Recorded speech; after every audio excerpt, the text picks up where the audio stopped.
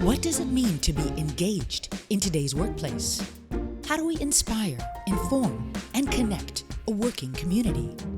How do we build a culture of irreplaceability, trust, and listening to keep people on board and rowing together?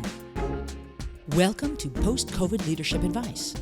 This series is all about building a workplace culture where people feel heard, supported, informed, and connected. This is a roadmap for leaders at any level, at any organization. Welcome to Post-COVID Leadership Advice. I am your host, Fiona Passantino. I'm a workplace culture, engagement, and communication specialist, and I love helping leaders and teams work better together and professionals to level up and have more impact. And today, we're going to be talking about how to set up an in-house coaching program. So this is something that we're seeing more and more, that with this rapid business transformation, disruption, high levels of attrition, companies are moving away from this command and control managerial practice and going towards a practice of support and guidance. Employees are encouraged to adapt and constantly change to these environments just to unleash their energy and their innovation. And to enable this, managers are finding that they have to become coaches rather than bosses. Because coaching is not just about promoting emotional intelligence and self-awareness and compassion, but empathy. It's not about having the answers, but about listening and asking the right questions that will spark the right answers in the people they're talking to. And we all know that when you come up with your own answers to a challenge, you will instinctively stick with it much more than if you're being told what the answer is by somebody else. This is really difficult for a lot of managers because they're on unfamiliar ground. They are not really familiar with asserting their authority in this passive way, in their way of seeing it perhaps. And they didn't get this way by being a coach. They got this way, they got to be the bosses, they got to be in these high-level leadership roles because they got stuff done and they made people do things their way. But now we're looking at a different skill set here.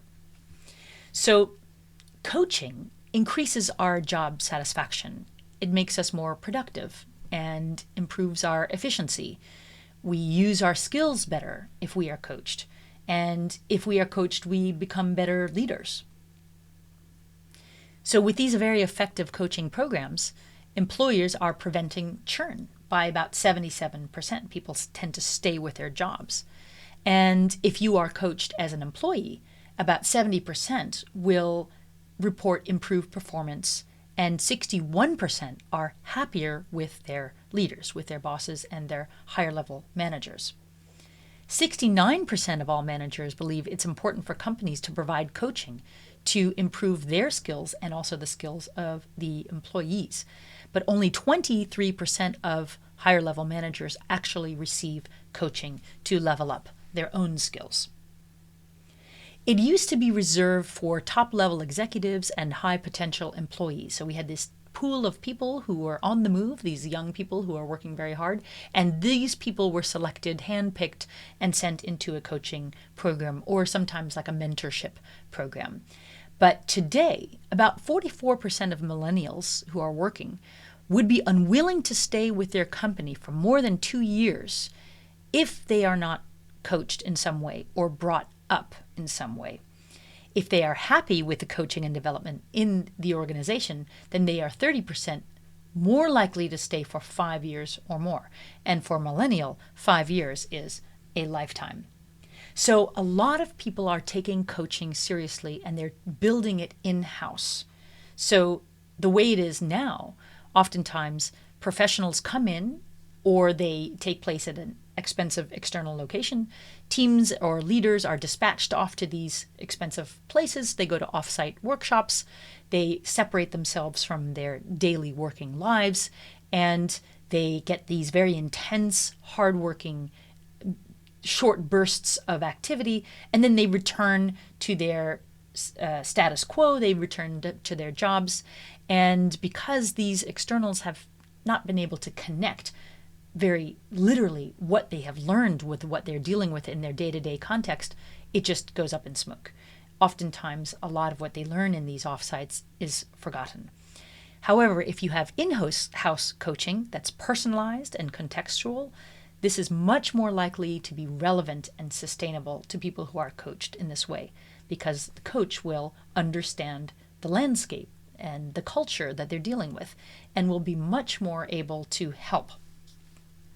So a lot of organizations have already tried doing this. So in 2020, you have AT&T, which re-educated about 100,000 employees. And you have, of course, Google has this career guru in-house coaching program. It's very, very successful. And it received something like a 4.8 employee satisfaction rating out of 5 in terms of how they feel about it. So developing an in-house coaching program will require some investment, a little bit of time, a little bit of money, and it needs some planning. But there are a few simple steps to get started. Step 1, let's set some targets and some goals. Before any coaching can take place, it's really important to get some goals and objectives you wish to receive. What are the areas that employees really need help with? Where are the weak areas of an onboarding, for instance? Do we want to focus on leadership skills? Do we want to improve communication? Do we want to focus on listening across the organization? This data is there. There is, most of the time, an organization will have years and years of survey data, and this can be scraped to find out where the pain points are in the organization. And this is a great place to start. A good external coach will help to change manage and ask the right questions when building this small program. And once this person is there, they can really easily help guide what makes for a successful coaching program. What do you need? What are the target groups? How do you go about this? How many times do you meet?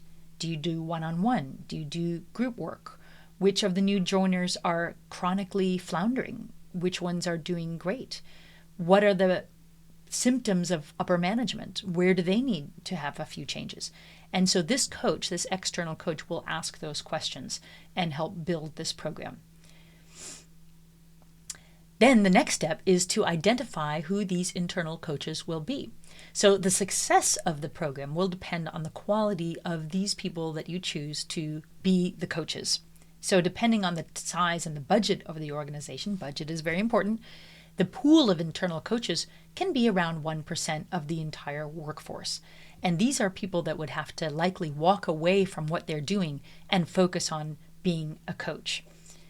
How do you find these people? Well, they are identified because they have these natural skills. They're often great communicators. They're really good facilitators. They're wonderful listeners. They're people who understand the business, who have been there for some time.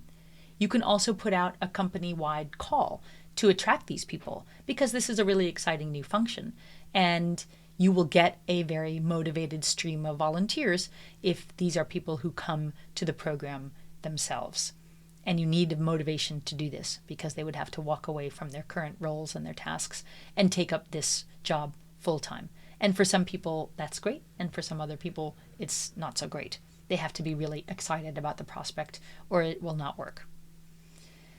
Then, once these people are screened and onboarded into this program, this is a great role for this external coach who works with this program for a short period of time. This group needs to disappear, stop working, pawn off what they're doing, and spend 4 or 6 or maybe 12, 15 weeks to receive intensive training by a proper external coach. They can go for an ICF certification if they have time. This is a much more ambitious program that would take up to a year. They can have the training in-house, but they need to be relieved of their day-to-day duties and they can really focus on building these skills because there's a methodology, there's a way to work as a coach. You can use a wide variety of different tools, but understanding what they are and what makes them effective is something that needs to be learned. And for in-house coaching, there are many different types. There are sales coaches. There are onboarding coaches. That means people who work with new joiners exclusively for the first month or so.